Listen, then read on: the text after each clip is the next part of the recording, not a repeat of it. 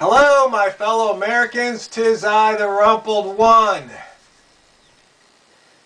Have you seen the poster going on Facebook floating around there? Obama's failed record? It's pretty funny. Well, actually, it's not ha-ha funny. It's funny pathetic that we the people let this happen. It says January 2009, Americans out of work, 21.5 million. Now, 23.1. That's a change. 1.6 million. Remember Hope and Change? Gas prices, January 2009, $1.89. Now, $3.91. Change. 111% increase in gasoline prices. The national debt, January 2009, 10.6 trillion. Now, 16 trillion. 51% increase in the national debt. Family income, January 2009, $54,962. Now, $50,054. Change, down by $4,908. Americans in poverty, in January 2009, 39.3 million. Now, 46.2 million. That's a change of 6.9 million. So, JNL0, you see why you need to be president? Wouldn't be like that if you were at the helm, brother. Now you know it. I know I should probably lay off that. You're going to get mad at me because I keep ribbing you about it. But you see, that's why we need a regular dude in office and not a political dude. Now, this is just part of the story. I saw on the internet today that Eric Holder says that our schools, our public schools, must educate illegal immigrant children. In other words, I pay property tax here at the ranch. A portion of that goes to the schools. So if there were some illegal immigrants, that means I'm paying for them. Is that right? This is America. Says that people don't have to prove they're here legally to enroll their kids in school. I want to know when all this got changed. Because if I remember correctly, when I had to get registered for school, had to show a birth certificate, had to show immunization records. I don't know if I had to show anything else or not. My parents had to show it. But I remember that. When did all this change? Kids don't have to be immunized. I know there's some debate on it, but there's certain things like, polio, smallpox, things like that. I don't really think there's much room for debate there. Do you want your kid exposed to somebody that may or may not have it? You want to take that chance? I don't think you do. But somehow, we the people have let this federal government of ours just get so big and so out of control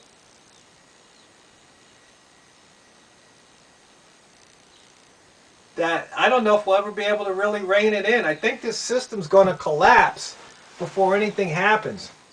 I had a friend over yesterday and watched the ghetto physics video again. Because I just love watching that video. Because it's just so true about how they run the game on us.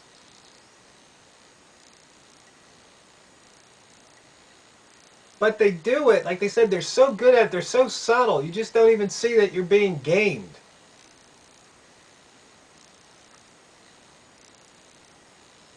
Now, everywhere we look, they're running a game on us.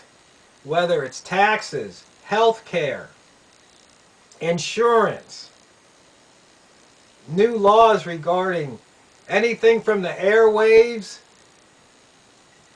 guns, automobiles, computers, the internet.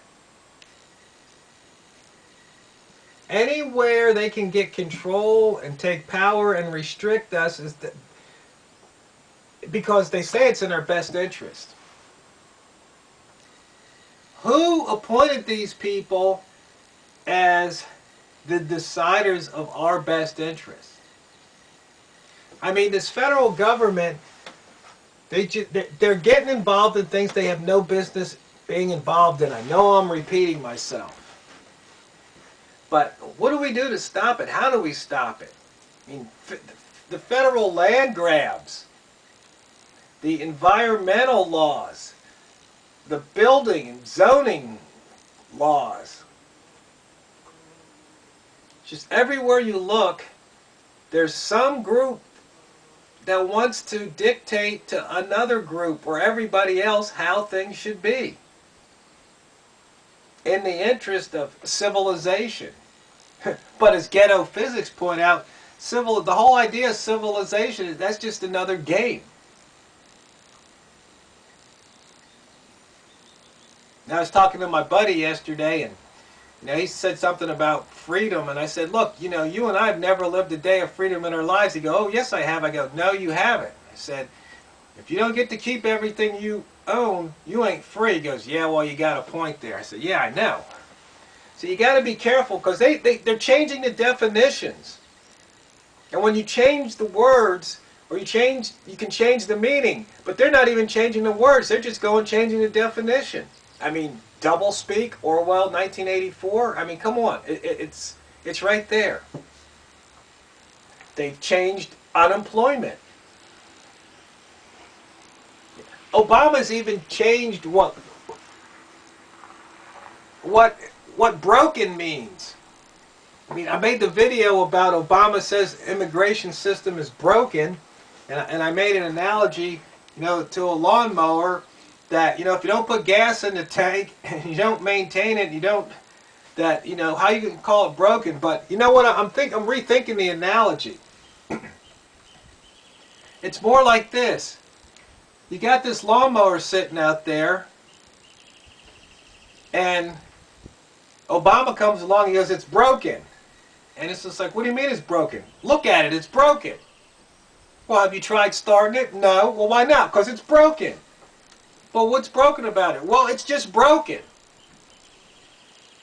Well, have you used it? No. Well, why not? Because it's broken. Well, what's broken about it? It's broken. Do you get the point I'm trying to make? I mean, if we use the immigration laws as they are right now on the books, there would be no immigration problem. The laws are very clear. If you're in this country and you weren't not a citizen of this country, at all times you must have paperwork, documentation on your person showing that you're here legally. There are no exceptions. It's not, oh, I was going down to 7-Eleven to get a coffee or a Slurpee. No, that's not in there. At all times. You see, it's just like shall not be infringed. Second Amendment. They want to reinterpret these things. Just like reinterpreting what it means to be married. You know it's crazy. I know it's crazy. And the thing is, they know it's crazy, but they're putting it over on us, and they're probably behind closed doors in the Congress and the Senate. They are probably just laughing like crazy at us. Because would you believe what them suckers, you believe I can do this again to them idiots out there? It has to be like that. Because when your congressman or senator comes to town and speaks to you, they don't speak to you. They don't speak with you. They speak at you. You ask them a question, either A, they'll refuse to answer it flat out, and they'll talk about something else, or B, they'll cut you off and tell you why you're wrong, as opposed to listening. And they'll probably say something like, well, this is a very complex issue, little person, little voter. Let us big people handle it. Don't worry about it. Here's some more welfare. That's what they treat us like. They are just totally condescending to us.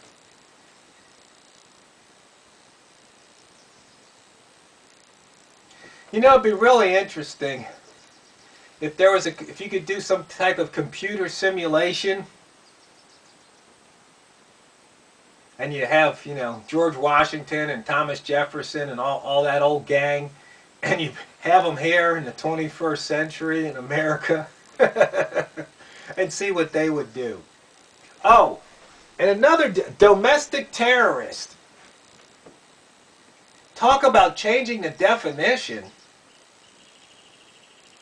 Oh yeah, this guy bought 2 boxes of bullets. Let's report him to the FBI. He could possibly be a domestic terrorist.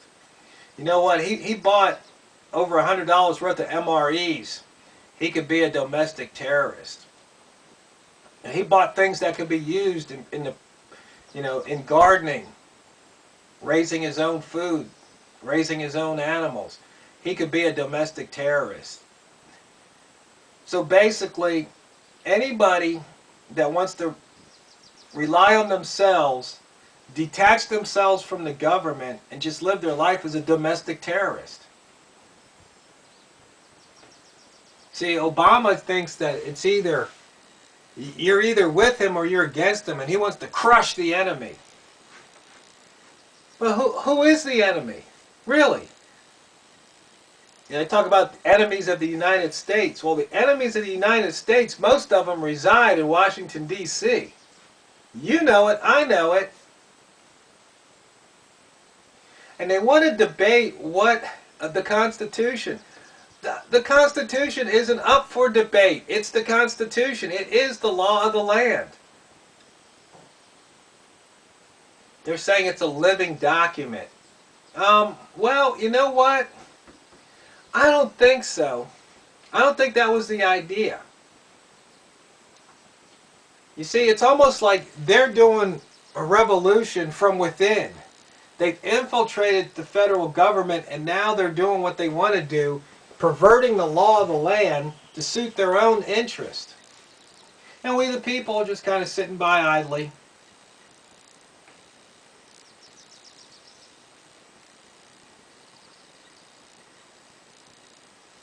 Well, we are. But that's what they want us to be. Docile sheep, sitting by idly, paying our taxes, obeying the laws, and letting them do what they do to us repeatedly on a regular, recurring basis. Well, my fellow Americans, you know what time it is. It's time to wake up and smell the tyranny.